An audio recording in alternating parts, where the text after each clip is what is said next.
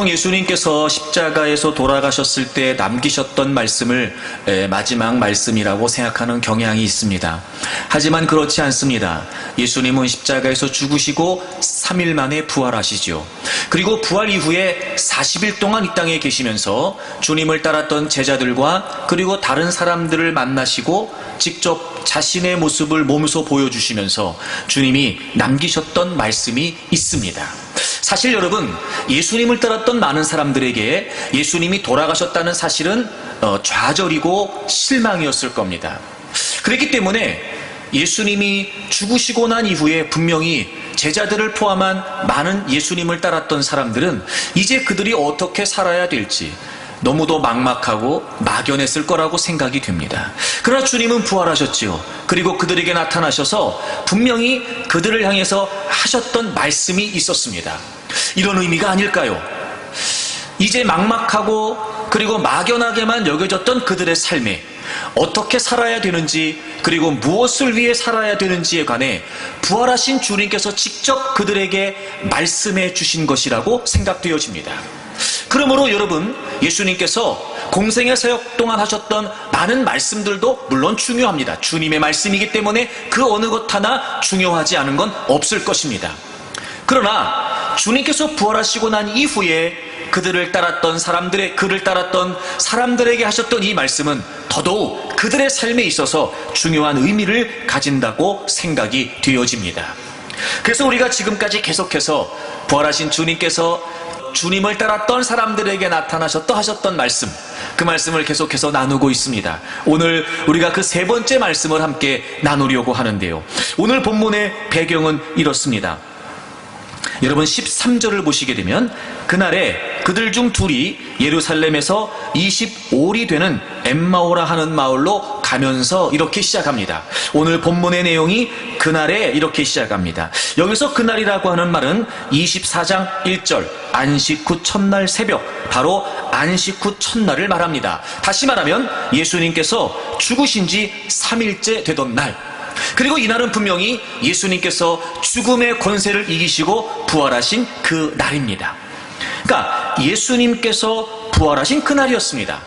물론 죽으셨습니다. 하지만 그 예수님께서 부활하셨던 바로 그날이었습니다. 그런데 그날 예루살렘에서 엠마오로 가고 있는 두 사람이 있었습니다. 한 사람의 이름은 정확히 성경에 기록되어 있습니다. 18절을 보시면 그 한 사람인 글로바라 하는 자가 이렇게 되어 있는 걸 보면 두 사람이 예루살렘으로부터 엠마오로 가고 있었는데 그 중에 한 사람은 바로 글로바였습니다. 그리고 동행하는 그와 함께 무언가 대화를 나누면서 지금 엠마오로 가고 있었습니다. 그런데 그들의 대화의 내용, 그리고 그들의 대화의 분위기, 그리고 그들의 지금 엠마오로 가고 있는 그들의 심정을 헤아려 볼 수 있는 표현이 한 군데 등장합니다. 여러분 17절 말씀을 보십시오. 예수께서 이르시되 너희가 길 가면서 서로 주고받고 하는 이야기가 무엇이냐 하시니 두 사람이 슬픈 빛을 띠고 머물러 서게 됩니다. 슬픈 빛, 여기서 슬픈 빛은 슬픈 기색을 의미합니다. 그들의 얼굴에 굉장히 깊은 슬픔이 드리워져 있었다는 표현이죠. 낙심하거나 또는 어떤 시리에 빠졌을 때, 무엇보다 그들이 소망했던 그 어떤 것들이 좌절되었을 때 나타나는 얼굴의 표정, 슬픈 기색을 그들이 띠고 있었습니다. 자, 그러니까 여러분, 지금 이들은 예루살렘에서 엠마오로 가고 있었습니다. 그들의 상황은 어땠냐면 몹시 깊은 슬픔에 빠져 있는 겁니다. 그래서 그들이 나눴던 대화의 분위기가 그랬습니다. 지금 그들이 엠마오로 향하고 있는 분위기는 좌절이었고 낙심이었습니다. 도대체 이유가 무엇이었을까요?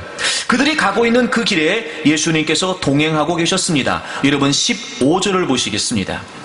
그들이 서로 이야기하며 문의할 때에 예수께서 가까이 이르러 그들과 동행하셨습니다. 물론 엠마오로 가고 있는 이 두 사람은 예수님이 동행하고 계신다는 사실을 모르고 있었습니다. 그때 예수님께서 이렇게 물으십니다. 너희가 길 가면서 서로 주고받고 하는 이야기가 무엇이냐? 주님이 동행하신 것만이 아니라 그들에게 질문을 던지십니다. 야, 도대체 너네들이 지금 무슨 이야기를 하고 가는 거야? 이렇게 물으십니다. 그때 글로바가 대답을 하죠. 아니, 당신이 예루살렘에 머물러 있었으면서 여기서 된 일을 도대체 듣지 못한 거느냐? 왜 당신 혼자만 그 이야기를 알지 못하고 있느냐? 이렇게 되묻습니다. 그래서 주님께서 다시 물으시죠. 무슨 일이기에 그러냐? 라고 물었을 때 그가 이렇게 이야기를 합니다. 19절을 보겠습니다. 이르시되 무슨 일이냐 이르되 나사렛 예수의 일이니, 예수님에 관련된 일이었습니다. 그는 하나님과 모든 백성 앞에서 말과 일에 능하신 선지자건을 우리 대제사장들과 관리들이 사형 판결에 넘겨주어 십자가에 못 박았느니라. 무슨 일이 있었는 거냐? 너희들이 지금 무슨 이야기를 하고 있는 거냐? 라고 하셨던 주님의 질문에 그들이 이야기를 합니다. 예루살렘에서 큰 일이 있었다는 겁니다. 그게 뭐냐면 나사렛 예수가 십자가에 죽었다는 거예요. 여러분, 그런 걸 보면 우리가 짐작할 수 있습니다. 지금 이들이 왜 슬픈 거지요? 왜 이들이 좌절하고 왜 이들이 지금 낙심에 빠져 있는 겁니까? 예수님께서 죽으셨다는 것 때문이었습니다. 그들은 예수님이 돌아가셨다는 사실을 알고 있었습니다. 그리고 우리가 미루어 짐작해 볼 수 있는 것이 한 가지 있는데, 여러분 요한복음 19장을 좀 찾아보세요. 그리고 25절을 보시죠. 예수의 십자가 곁에는 예수님이 십자가에서 죽으실 때 말입니다, 그 어머니와 이모와 글로바의 아내 마리아, 막달라 마리아가 있었어요. 예수님이 처형을 당하실 때 거기에 누가 있었냐면 글로바의 아내였던 마리아도 있었습니다. 여러분 잠깐 저를 보시겠습니까? 한 사람의 이름은 글로바입니다. 그리고 또 한 사람의 이름은 정확히 기록되어 있지 않지만 이렇게 먼 거리, 약 11km의 거리가 되는 거리를, 그리고 예루살렘에서 절기를 지키고 돌아갔다는 걸 생각해보면 어쩌면 지금 두 사람 중에 한 사람은 글로바의 아내, 예수님의 처형을 목격했던 글로바의 아내 마리아라고도 짐작할 수 있는 거예요. 제가 왜 이 말씀을 여기서 여러분에게 드리냐면, 어쩌면 글로바와 그리고 글로바의 아내였던 이 마리아는 주님을 따랐던 사람들 중에 한 사람이었을 수도 있다는 겁니다. 주님에 관해 어렴풋이 알고 있었습니다. 말과 일에 능한 하나님의 선지자였다. 그러면 주님을 이미 경험했을 것이며, 그리고 주님의 말씀도 익히 들었을 것이다. 그리고 무엇보다 주님을 따랐던 사람일 수 있다는 겁니다. 근데 그들이 지금 깊은 슬픔에 빠져 예루살렘에서부터 엠마오로 돌아가고 있었습니다. 이유가 뭐예요? 예수님이 돌아가셨다는 그 사실이 그들에게 너무 실망이 됐던 겁니다. 좌절이 됐던 거예요. 그래서 지금 그들은 다시 엠마오로 돌아가고 있는 겁니다. 자, 그런데 여러분, 이해가 되지 않는 상황이 또 하나 있습니다. 그들은 예수님이 십자가에서 돌아가셨다는 사실만 알고 있는 게 아니었습니다. 자, 다시 성경을 보실까요? 22절. 또한 지금 예수님의 계속 예루살렘에서 있었던 이야기에 관해 설명을 하고 있는 겁니다. 22절 보세요. 다시 본문으로 돌아오시는 겁니다. 누가복음 24장 22절. 또한 우리 중에 어떤 여자들이 우리로 놀라게 하였으니 이는 그들이 새벽에 무덤에 갔다가 그의 시체는 보지 못하고 와서 그가 살아나셨다 하는 천사들의 나타남을 보았다 함이라. 우리 중에 있는 어떤 여자들, 그러니까 주님을 따랐던 무리들 중에 예수님의 부활을 목격한 여인들이 있었잖아요. 그 여인들로부터 이야기를 들은 겁니다. 예수님의 시체가 없었다? 그런데 천사들로부터 예수님이 다시 살아나셨다는 사실을 들었다는 거예요.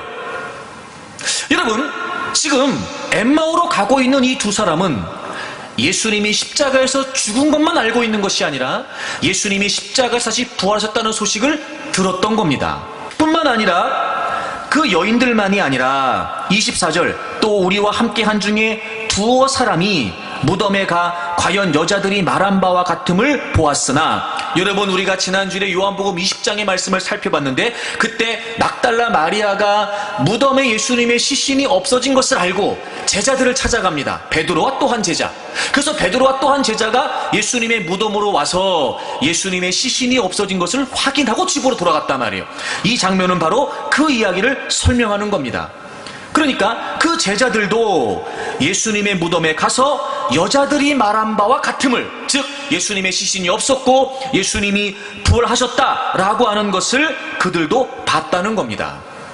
자, 그러면 여러분 지금 이 두 사람은 여인들로부터 그리고 자기와 함께했던 제자들, 즉 믿을 만한 사람들로부터 예수님이 다시 부활하셨다는 사실을 알고 있었던 겁니다. 들었습니다. 알고 있었습니다. 적어도 예수님에게 이렇게 정확하게 이야기할 정도면 그들은 분명히 예수님이 살아나셨다는 사실을 인식하고 있었다는 거죠. 자, 여러분 생각해 보시겠습니다. 예수님이 돌아가셨다는 그 사실은 분명히 그들에게 깊은 슬픔이었을 것이고 좌절이고 낙심이었을 것입니다. 더더군다나 주님을 따랐던 그들에게 있어서 주님이 십자가에서 돌아가셨다는 사실은 그들에게 있어 굉장히 슬픔이었을 수 있습니다. 그런데 이해가 되지 않는 건, 그건 이해가 되는데 그럼에도 이해가 되지 않는 건, 그러나 예수님께서 다시 살아나셨다라고 하는 소식을 들었음에도 불구하고 이들은 지금 실망과 좌절에 빠져 예루살렘을 떠나고 있다는 거죠. 여러분, 이해가 되지 않지 않습니까? 예수님이 돌아가셨다는 사실을 알았을 때는 슬플 수 있습니다. 낙심할 수 있죠. 그런데 예수님이 부활하셨다는 사실을 이렇게 정확히 들어서 알고 있는 그들이 왜 여전히 낙심하고 있는 걸까요? 왜 여전히 그들이 소망을 잃어버리고 있는 걸까요? 왜 그들이 여전히 깊은 시리에 빠져 예루살렘을 떠나 지금 엠마오로 가고 있는 걸까요? 예수님의 부활에 관해 정확히 알고 있었습니다. 지금 예수님에게 일어난 사실을 있는 그대로 설명할 수 있을 만큼 그들은 분명히 알고 있었습니다. 그런데 그들의 실제 행동은 전혀 딴판이었습니다. 이유가 뭘까요, 여러분? 왜 그랬을까요? 그들의 잘못된 기대 때문이었습니다. 여러분, 다시 성경을 보겠습니다. 19절부터 보시죠. 예수님이 무슨 일이 일어났었느냐라고 물으셨을 때 그들이 대답합니다.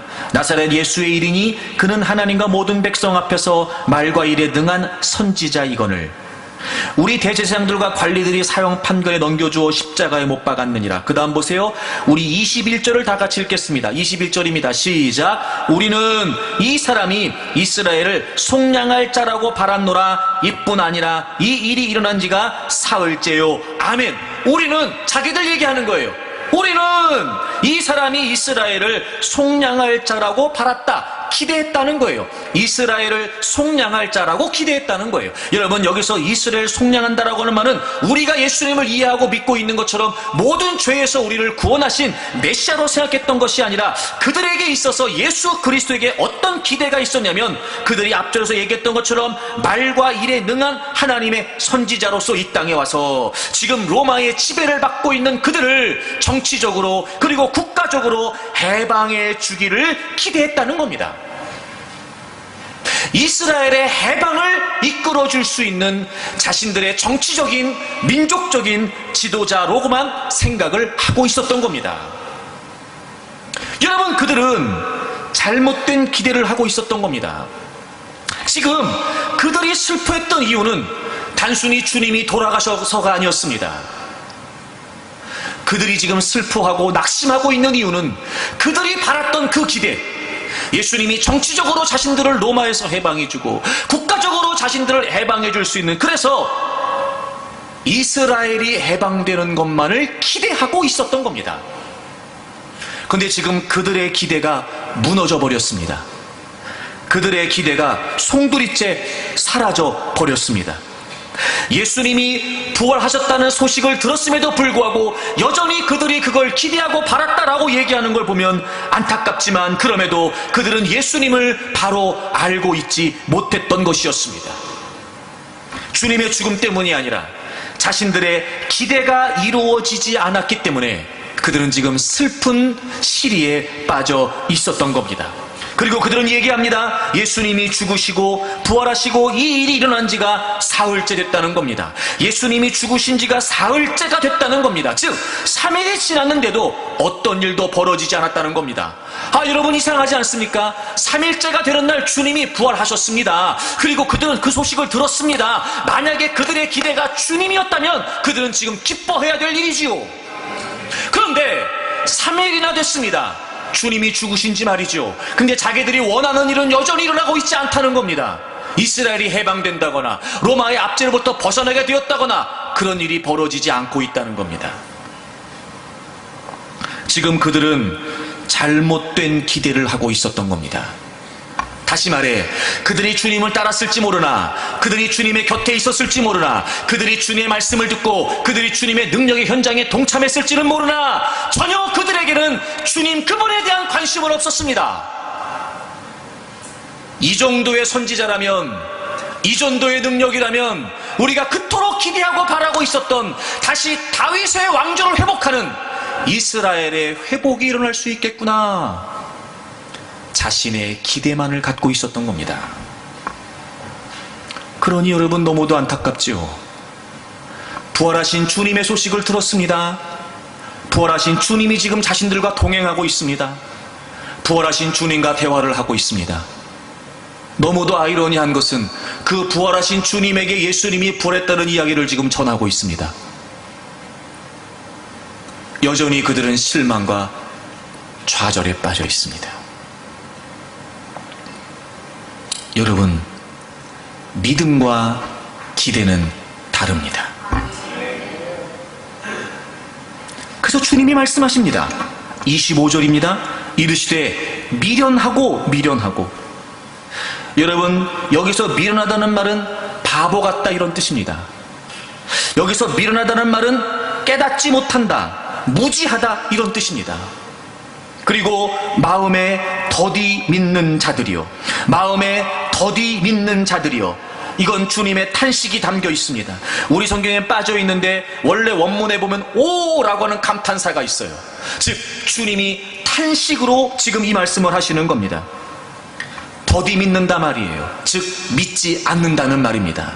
여전히 믿지 않고 있는 그 불신의 태도를 주님께서 지적하고 계시는 것입니다. 마음에 더디 믿는 자들이요. 여러분, 이상하잖아요. 주님의 부활을 알고 있었습니다. 주님의 부활을 정확히 인지하고 있었습니다. 그런데 주님은 말씀하십니다. 그들이 믿지 않고 있다고 말이죠. 믿음과 기대는 다릅니다. 우리가 주님을 믿는다는 것과 우리가 그 무엇을 기대한다는 건 다릅니다. 사랑하는 여러분, 믿음과 기대를 혼동해서는 안 됩니다. 핵심이 뭘까요? 믿음과 기대의 중심이 뭘까요? 핵심이 뭘까요? 바로 그 믿음 속에 예수 그리스도가 분명하냐 말이에요. 예수 그리스도가 내 믿음의 중심에, 내 믿음의 핵심에, 그래서 내 믿음의 삶의 그 한가운데 바로 예수 그리스도가 분명하냐 말입니다. 주님이 빠져버린 개인적인 기대, 주님과 관련 없는 개인적인 소망, 주님의 뜻과 아무런 상관이 없는 개인적인 희망, 그건 여러분 믿음이 될 수 없습니다. 놀랍지 않습니까? 주님이 계시는데도 불구하고, 주님이 함께 동행하심에도 불구하고 그들의 낙심과 좌절은 회복되지가 않는 겁니다. 여러분, 너무도 안타깝지 않습니까? 예수께서 부활하셨다는 소식만으로도 그들의 슬픔은 해결되지 않았습니다. 주님이 동행하셨음에도 불구하고 여전히 그들의 낙심은 해결되지 않았습니다. 사랑하는 여러분, 왜 우리는 우리의 삶에서 자꾸 좌절하는 걸까요? 왜 우리는 우리의 삶에서 깊은 시리에 빠지는 걸까요? 왜 낙심하는 겁니까? 왜 좌절하는 겁니까?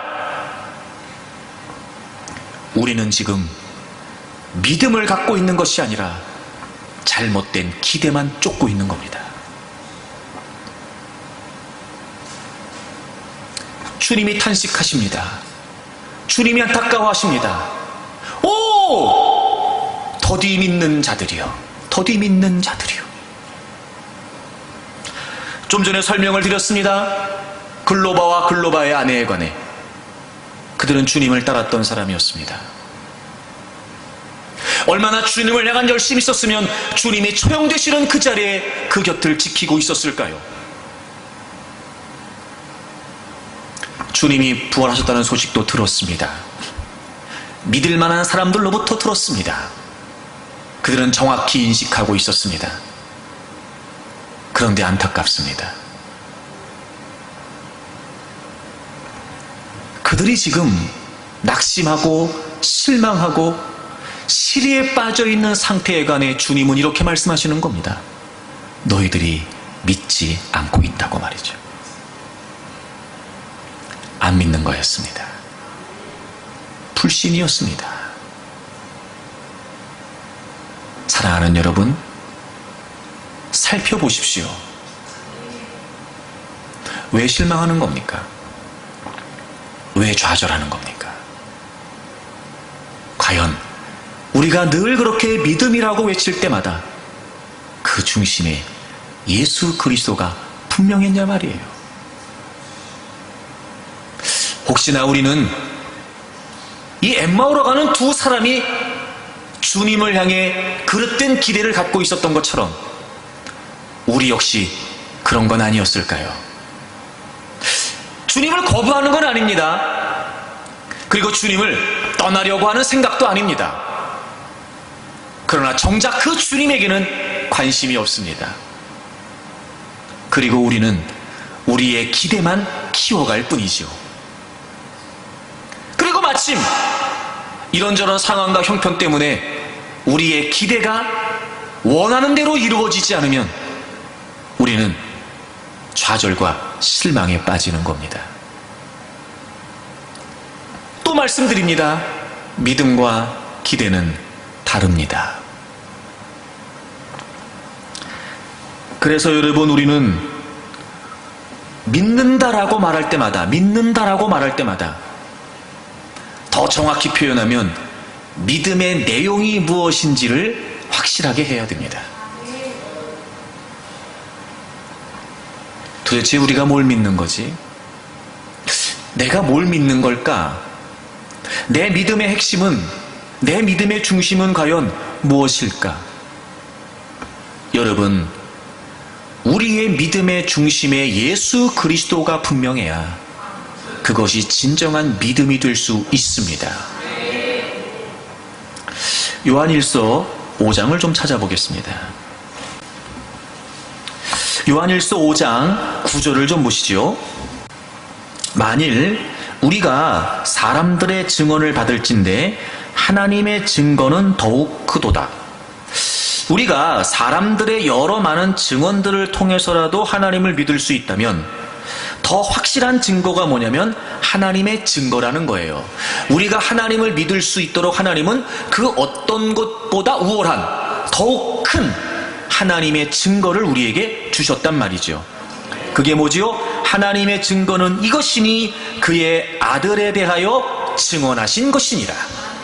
여러분, 우리가 하나님을 믿을 수 있는 확실한 하나님의 증거는 다른 데 있지 않습니다. 바로 그 아들 예수 그리스도이십니다. 그래서 여러분, 하나님께서는 그 예수 그리스도라고 하는 하나님의 증거를 믿도록 예수께서 오시기 전부터 수많은 하나님의 사람들을 통해 예수 그리스도에 관해 말씀하셨습니다. 그리고 예수 그리스도께서 직접 오셨지요. 그리고 그분은 우리를 위해 십자가에서 죽으시고 부활하심으로 그리스도이시며 하나님의 아들이심을 드러내셨습니다. 그리고 그날의 그 모든 것들을 목격했던 증인들은 이제까지 그 예수 그리스도를 증거해 주었으며, 그래서 오늘날 우리도 하나님을 믿는 믿음에 이르게 된 것입니다.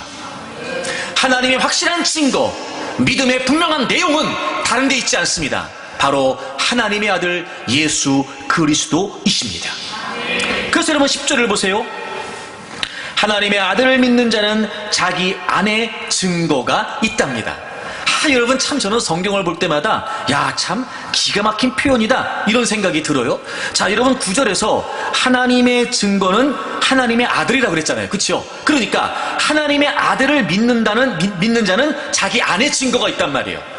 그러니까 다른 증거가 필요한 게 아니었어요. 우리 눈에 보여지는 어떤 현상이나 어떤 신비한 그 무엇이 아니라 정말 우리에게 주신 하나님의 증거, 예수 그리스도를 믿는, 그 예수 그리스도를 수용하는 그분의 복음을 받아들인 사람, 그 사람들은 우리 안에 그 하나님의 증거, 예수 그리스도가 있단 말이에요. 그러니까 진짜 증거는 예수 그리스도라고 하는 사실을 이 표현을 통해 더 강조하고 계신 겁니다. 그 다음 보세요. 하나님을 믿지 아니하는 자는 하나님을 거짓말하는 자로 만드나니.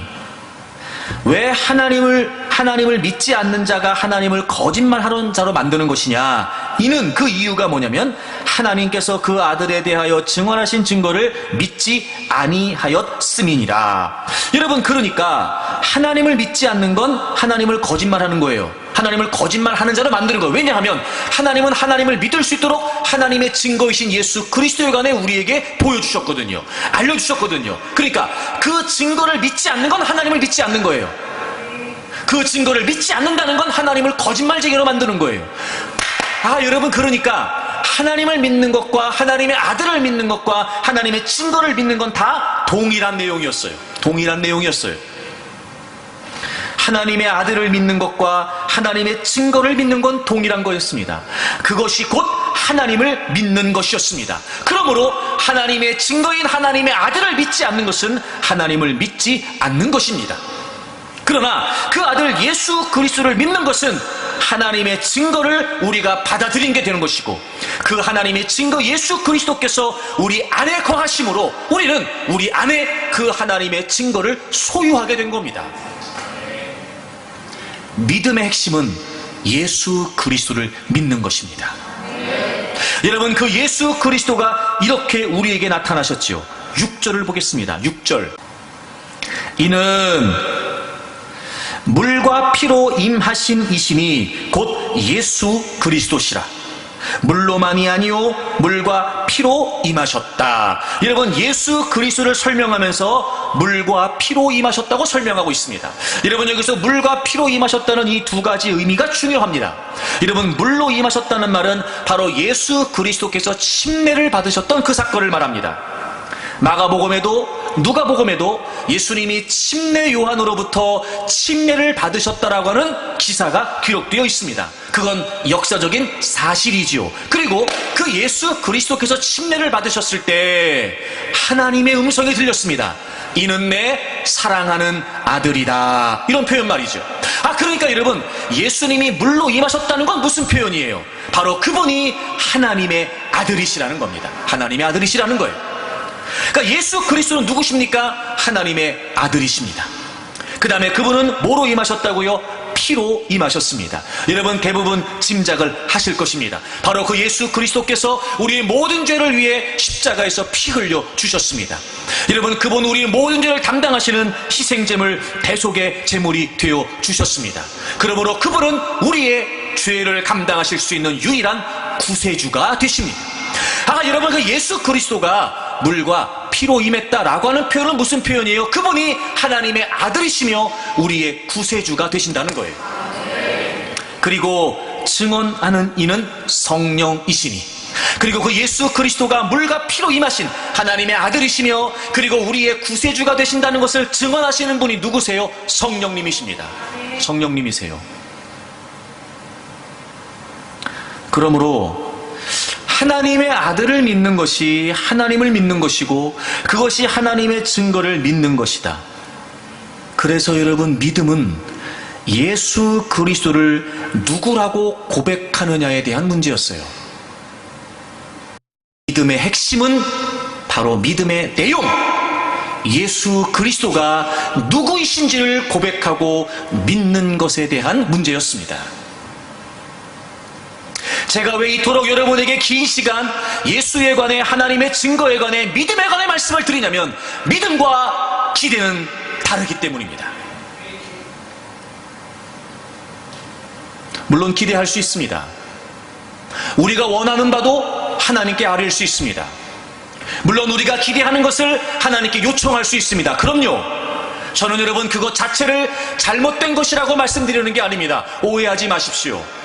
그럼에도 불구하고 그 모든 기대가 정말 믿음에 근거한 것이라면 믿음으로 우리가 하나님께 구하는 것이라면 적어도 우리의 믿음의 핵심에는 예수 그리스도가 빠지면 안 된다는 거예요.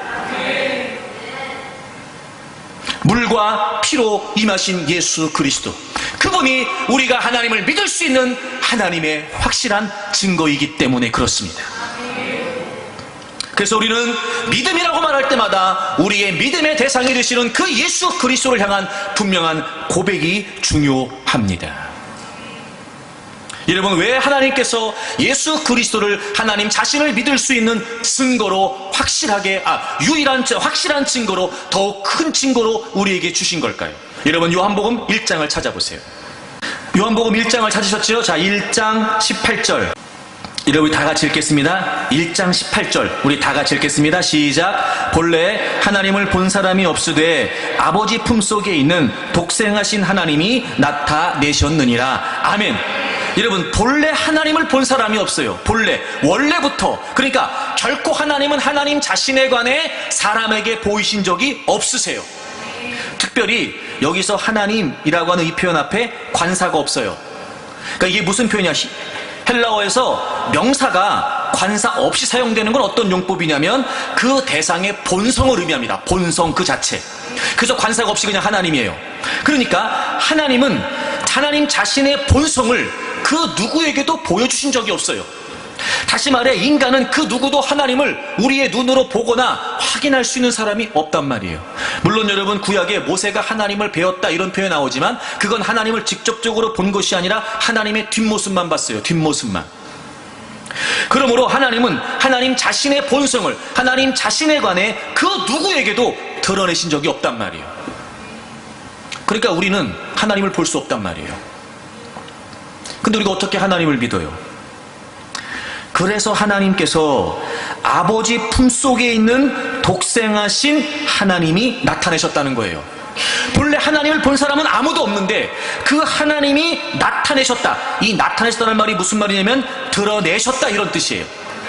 이제까지 하나님의 본성을 그 어느 누구에게도 드러내신 적이 없는데 바로 하나님의 품속에 있는 독생하신 하나님, 그 예수 그리스도 안에서 하나님의 본성이 온전하게 우리에게 드러나게 되었단 말이에요. 참, 여러분, 예수님을 뭐라고 표현해요? 독생하신 하나님. 먼저 아버지 품속에 있어요. 아버지 품속에. 여러분 느끼실 수 있겠지만 이 아버지 품속이라고 하는 표현은 바로 하나님과 아주 친밀한 관계를 맺고 있다는 걸 의미합니다.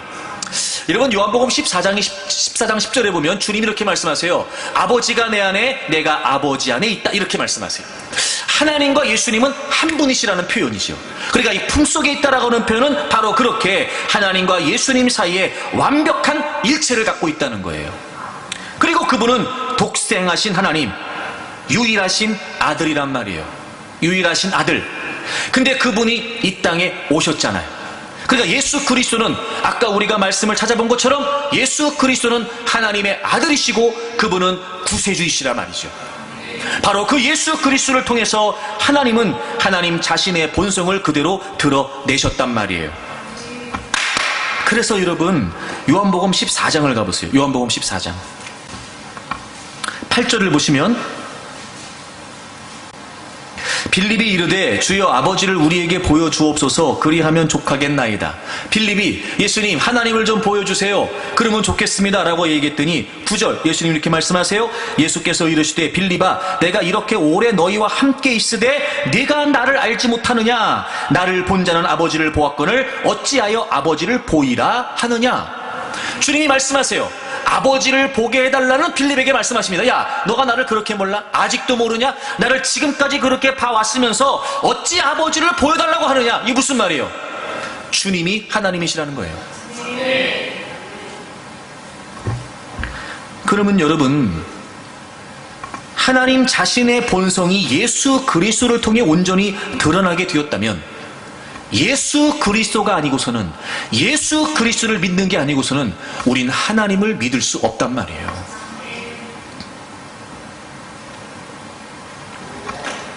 믿음의 핵심은 바로 예수 그리스도가 누구신지를 분명히 고백하는 겁니다. 여러분, 그게 확실하지 않으면 믿음일 수 없습니다. 그러나 그것이 분명하면 그것이 온전한 믿음이 된다는 거예요.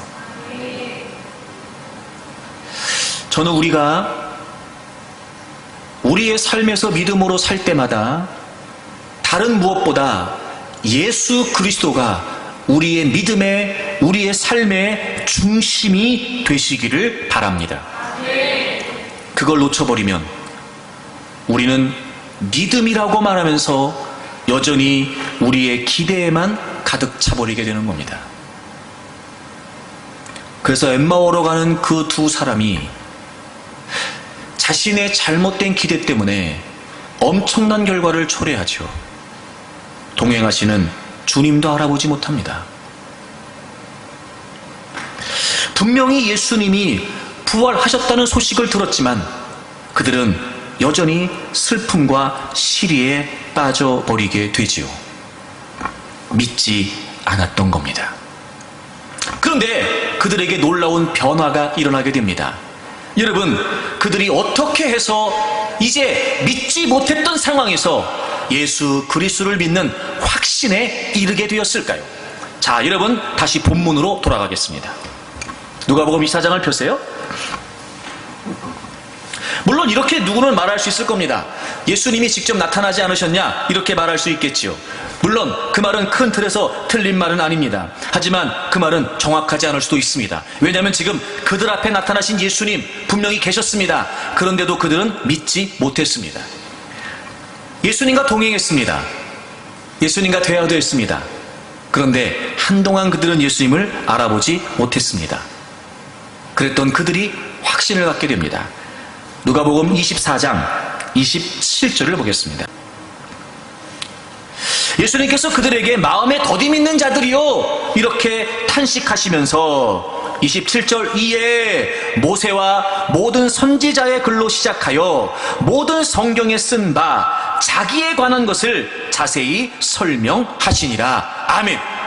여러분, 예수님께서 그래서 어떻게 하시냐면 그들에게 모세와 모든 선지자의 글, 그러니까 여러분 율법서 또는 선지자서 이런 것들을 통해서 예수님께서 그들에게 성경에 쓴 것을 관해 말씀해 주십니다. 그런데 그 핵심이 뭐예요? 자기에 관한 것. 자기에 관한 것, 자기에 관한 것, 즉 예수 그리스도에 관한 것이었습니다. 예수 그리스도에 관한 것. 그러니까 예수 그리스도와 관련된 모든 예언의 말씀들, 모세로부터 시작하여 율법서 그리고 다양한 선지자들을 통해서 예수님은 자신이 어떤 분이신지에 관해 설명하신 것입니다. 메시아가 오신다는 것, 그리고 그분의 고난을 당하신다는 것, 그리고 그분이 죽으시고 부활하신다는 것, 이 모든 것에 관해 그들에게 설명을 해 주셨습니다. 그랬더니 31절을 보세요. 31절. 그들의 눈이 밝아져 그인 줄 알아보더니. 여러분 16절에서는 그들의 눈이 가리워져 있었어요. 그래서 주님을 알아보지 못했습니다. 그런데 예수님이 설명해 주시는 말씀, 그 말씀의 핵심은 바로 예수 그리스도였습니다. 예수 그리스도와 관련된 말씀을 들으면서 그들의 눈이 밝아졌지요. 그리고 예수님을 알아보게 됩니다. 물론 그때 예수님은 계시지 않았습니다. 32절에 그들이 얘기하는 겁니다. 다 같이 읽겠습니다. 32절 시작. 그들이 서로 말하되 길에서 우리에게 말씀하시고 우리에게 성경을 풀어주실 때에 우리 속에서 마음이 뜨겁지 아니하더냐 하고. 아멘. 길에서 우리에게 말씀하셨어요. 성경을 풀어주셨어요. 그게 뭐지요? 예수 그리스도가 중심이었단 말이에요. 주님은 성경을 통해 자신에 관해서 말씀하신 겁니다. 예수님에 관해서 예수 그리스도에 관해 말씀해 주셨어요. 그 예수님에 관한 말씀을 들을 때 그들이 속에서 마음이 뜨거워졌단 말이에요. 감동을 받았다고요. 깨달음을 얻었단 말입니다. 그래서 그들은 이제 예수 그리스도를 확신하게 되죠. 여러분, 그리고 놀라운 일이 벌어집니다. 33절. 곧 그때로 일어나 다시 그들이 어디로 갑니까? 예루살렘으로 갑니다. 예루살렘에서 겪었던 그 많은 일들, 그들은 예수님의 부활을 보고 예수님의 부활을 듣고 예수님의 부활을 알고 있었으나 그들은 지금 예루살렘을 등지고 엠마오로 가고 있었습니다. 그런데 이제 그들이 말씀을 통해 예수 그리스도를 확신하게 됩니다. 깨닫게 되었습니다. 그리고 이제 그들의 발걸음을 돌이킵니다. 다시 예루살렘으로 말이죠. 그리고 거기 가서 33절 35절 두 사람도 길에서 된 일과 예수께서 떡을 떼심으로 자기들에게 알려주신 것을 말하게 됩니다. 실망에 빠져 있었던, 시리에 빠져 있었던 그들, 잘못된 기대 때문에, 믿음이 아니었던 잘못된 기대 때문에 낙심과 좌절에 빠져 있었던 그들이 믿음이 바르게 세워지니까, 예수 그리스도를 통한 말씀 안에서 예수 그리스도를 바르게 보고 바르게 깨닫게 되니까, 여러분, 지금 그들이 원했던 기대가 이루어진 것이 아니었습니다. 그럼에도 그들은 희망의 발걸음으로 다시 예루살렘에 돌아가게 됩니다. 그리고 그들이 말합니다. 예수님을 만났다고, 예수님이 부활하셨다고. 그리고 그들은 전하게 된 것입니다. 그 실망과 그 낙심의 상황을 극복할 수 있었던 것, 말씀을 통해 예수 그리스도를 깨닫게 된 겁니다. 말씀을 통해 예수 그리스도를 만나게 된 겁니다. 여러분, 제가 늘 여러분에게 현상이나 상황에 집착하지 말고 늘 말씀의 소중함을 알아야 된다고 말씀을 드렸습니다. 여러분, 이들이 예수님을 따르면서 다양한 많은 기적과 이적들을 봤을 겁니다. 그동안 유대교 종교주의자들에게서부터 들었던 그 어떤 이야기보다 주님의 말씀이 권위가 있고 능력이 있었다는 걸 알고 있었을 겁니다. 그런데 여러분, 그 모든 것들은 예수님을 바르게 깨닫는데 별로 유익이 없었습니다. 그러나 한 가지, 주님이 그들에게 말씀을 풀어주실 때, 예수님이 누구시고 왜 오시는 것이며 무슨 일을 행하실 것인지에 관해 그 예수 그리스도가 하나님의 아들이시며 그분이 구세주라고 하는 사실을 말씀을 통해 듣고 깨닫게 되었을 때 그들은 예수 그리스도를 확신하게 되었단 말이에요. 물론 여러분, 때로는 그런 체험도 필요할 겁니다. 그런 현상도 필요할 겁니다. 하지만 여러분, 우리가 한 번 더 생각해 보면 과연 그것이 감정인가 감동인가?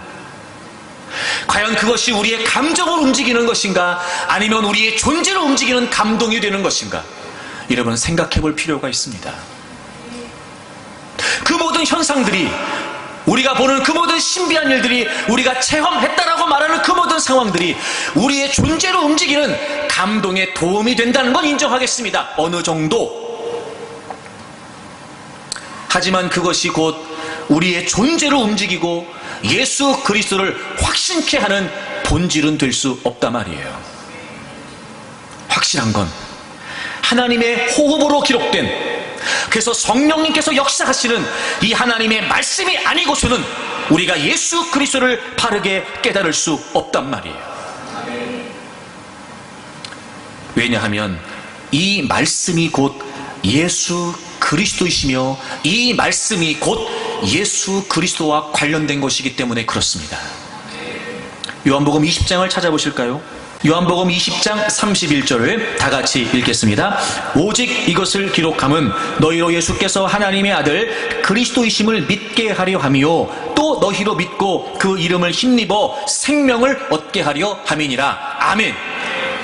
여러분, 이 굉장히 중요한 표현인데요, 이 성경을 기록한 것은 예수님께서 하나님의 아들 그리스도이심을 믿게 하는 거예요. 그렇죠? 믿게 하는 거예요. 그런데 그걸로 끝나지 않은 또 너희로 믿고 그 이름을 힘입어 뭘 얻어요? 생명을 얻게 한다고요. 여러분, 믿음은 말입니다. 믿음은 단순히 교리도, 단순히 신념도 아니에요. 믿음은 뭐냐면 예수님께서 하나님의 아들이시고 그분이 우리의 구주가 되신다는 사실을 믿음으로 죽어 있었던 우리의 영혼이 새로운 생명을 얻게 되는 거예요. 깨어졌던 하나님과의 관계가 회복되는 겁니다. 내가 늘 여러분에게 말씀드렸잖아요. 믿음은 교리로 믿는 게 아니에요. 믿음은 관계예요. 관계. 말씀을 통해 예수 그리스도를 깨달아요. 그리고 우리가 생명을 얻어요. 말씀을 통해 주님을 만나요. 말씀을 통해 하나님을 경험해요. 그러므로 우리가 말씀을 통해 주님과 더 가까워지는 생명력 있는 믿음이 진짜 믿음이란 말이에요. 머리로 아는 게 많아지는 게 아니라 우리가 그 무언가를 탐구하고 알고 싶어하는 그런 지적인 욕구를 채워가는 것이 아니라 내가 누구보다 많은 것을 안다, 내가 누구보다 많은 것을 알고 있다, 이게 아니라 믿음은 생명을 얻음으로 그분과의 관계가 가까워지는 거란 말이에요. 그렇기 때문에 믿음이 우리가 확실해지려면 바로 예수 그리스도에 관해 증거하고 있는, 바로 이 예수 그리스도를 우리가 경험할 수 있는 하나님의 말씀이 중심이란 말이죠. 그래서 믿음에 관해 바울 사도가 이렇게 설명합니다. 여러분 고린도후서 13장을 가보세요. 우리 5절을 한번 같이 읽어보죠. 고린도후서 13장 5절입니다. 자, 보세요. 고린도후서 13장 5절을 보십시오. 너희는 믿음 안에 있는가 너희 자신을 시험해라. 여러분, 그냥 믿음이 있는가 시험하라고 되어 있지 않고 믿음 안에 있는가 시험하라 그랬어요. 그렇죠, 여러분? 믿음은 뭐냐면 예수 그리스도를 믿음으로 생명을 얻는 거예요. 그러니까 믿음은 고착되어 있는, 굳어져 있는 어떤 이론이나 어떤 교리가 아니라 말이에요. 믿음은 우리가 예수 그리스도를 믿음으로 말미암아 회복된 하나님과의 관계 안에서 그 관계를, 그 신뢰의 관계를 유지해가고 더 가까이 하는 것이 바로 믿음이란 말이에요. 그러니까 우리는 항상 살펴야 돼요. 믿음 안에 있는가, 믿음 안에 있는가. 믿는가가 아닙니다. 믿음 안에 있는가, 믿음 안에 있는가. 그럼 어떻게 시험하고 확증할 수 있느냐? 예수 그리스도께서 너희 안에 계신 줄을 너희가 스스로 알지 못하느냐? 우리가 믿음 안에 있다는 걸 어떻게 우리가 살필 수 있어요? 알 수 있어요? 우리가 주님 안에, 주님이 우리 안에 있는 걸 분명히 하는 겁니다. 그 친밀한 관계 말이에요. 요한복음 14장에 예수님께서 하나님이 내 안에, 내가 하나님 안에, 아버지가 내 안에, 내가 아버지 안에.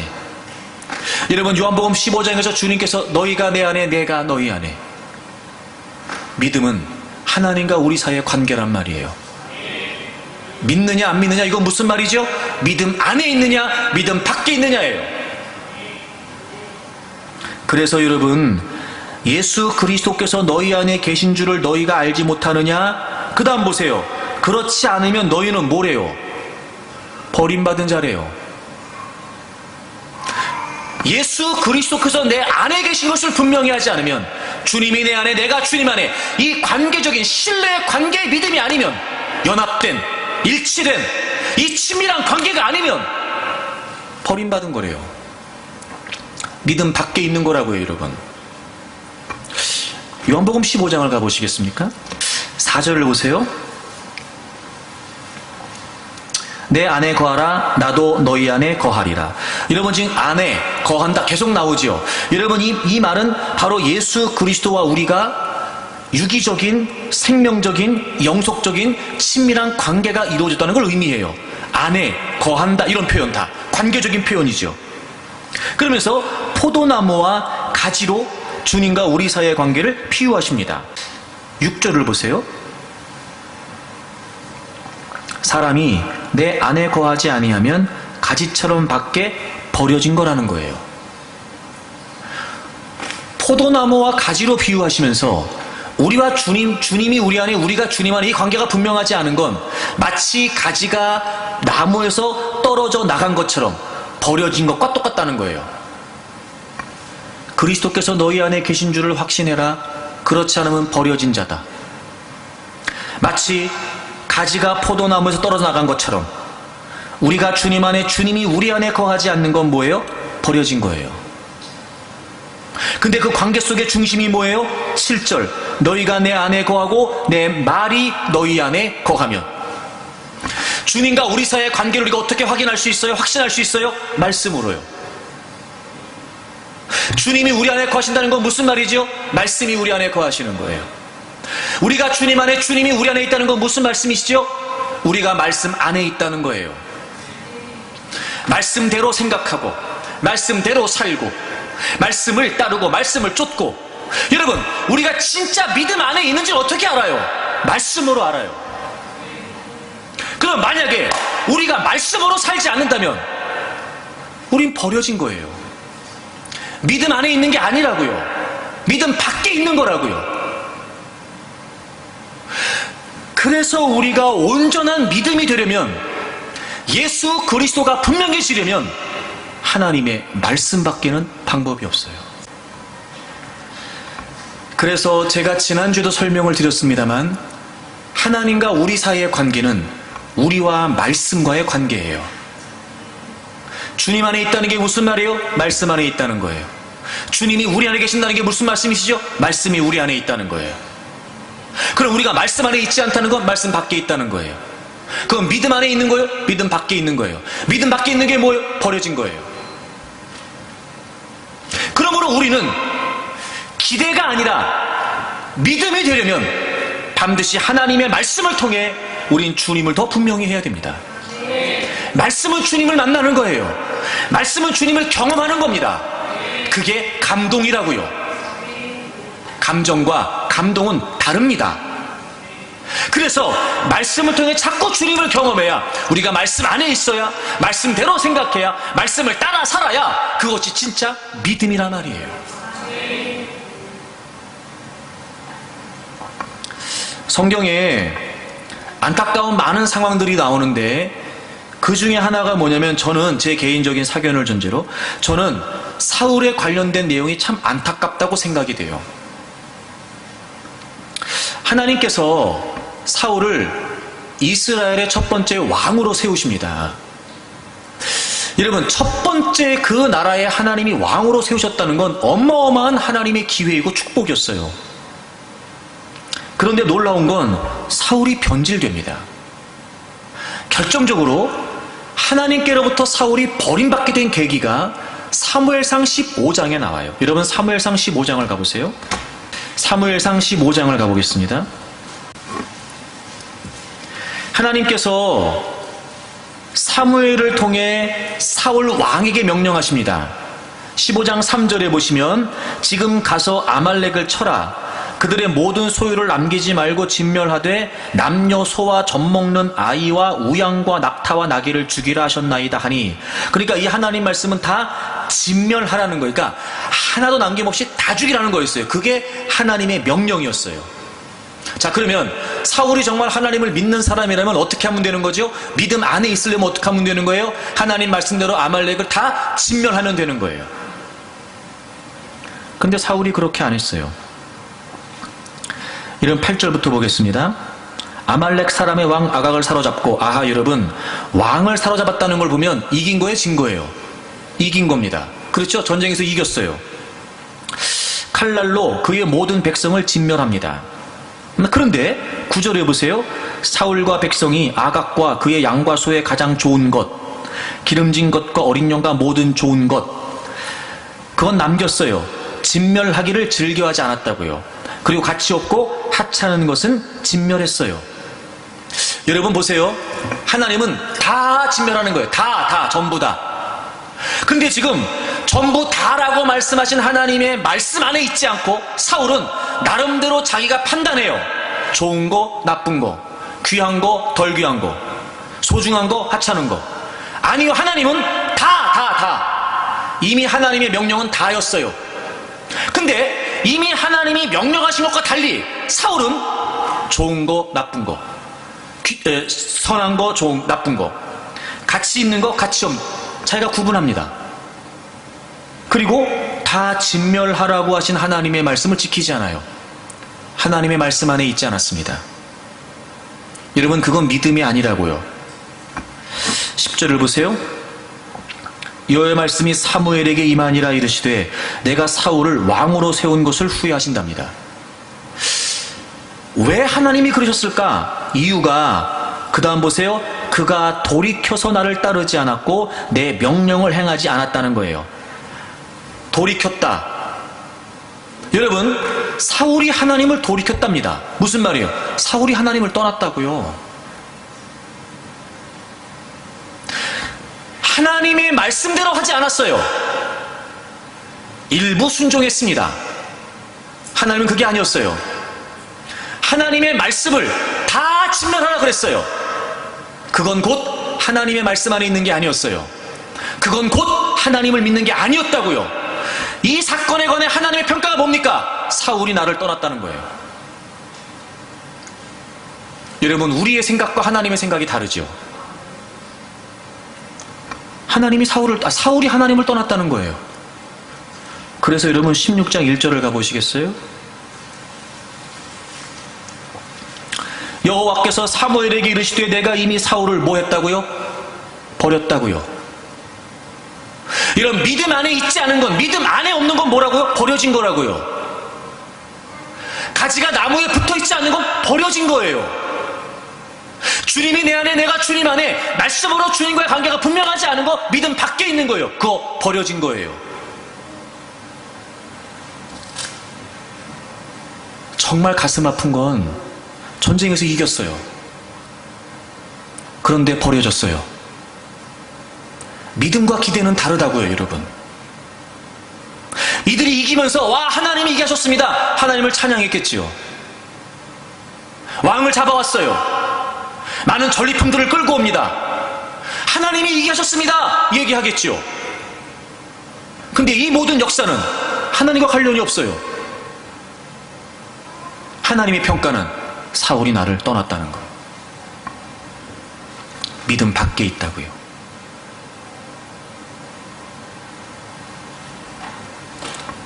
여러분, 우리가 얘기하는 믿음이 뭡니까? 예수 그리스도의 부활을 들어서 알고 있었던 그 두 사람에게 마음에 더디 믿는 자들이요, 어리석은 자들이요, 왜 주님이 말씀하신 걸까?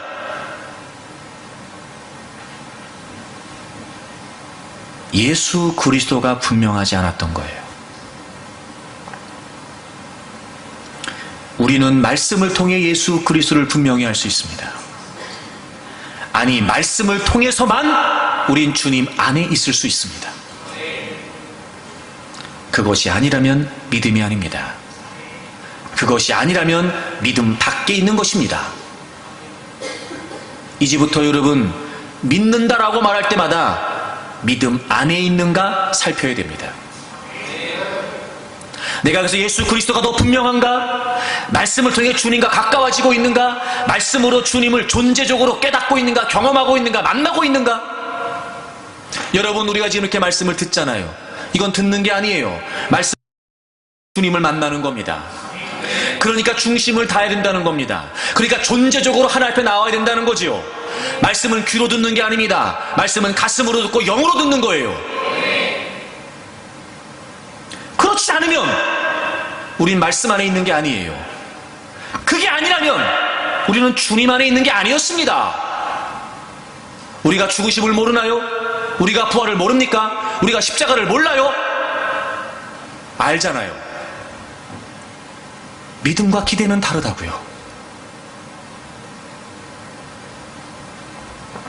어쩌면 마음에 더디 믿는 자들이요 탄식하셨던 이 주님의 탄식은 오늘 저와 여러분을 향한 탄식인지도 모릅니다. 과연 나에게 믿음은 무엇이었는가? 난 어떤 믿음을 추구하고 있었는가? 믿음이었는가? 기대였는가? 내가 예수 그리스도를 분명히 하고 있는가? 내가 말씀을 통해 주님과 더 가까워지고 있는가? 말씀이 중심이 되어 주님이 내 안에, 내가 주님 안에 있는 이 믿음 안에 있는 관계가 확실한가? 믿음이 분명해야 때로는 우리의 기대가 허물어져도 이겨낼 수 있습니다. 믿음이 분명해야 그릇된 기대의 마음을 빼앗기지 않고 우리가 정말로 소망해야 될 것들을 소망할 수 있습니다. 그것이 바로 믿음으로 이기는 겁니다. 더 이상 여러분의 삶에 있어 믿음이 도구적인 수단이 되지 않기를 바랍니다. 예수 그리스도를 선명히 하고 주님 안에 있으므로 진정으로 믿어야 될 것을 믿고 진정으로 바라야 될 것을 바라는 다른 믿음의 사람들이 되기를 축복합니다.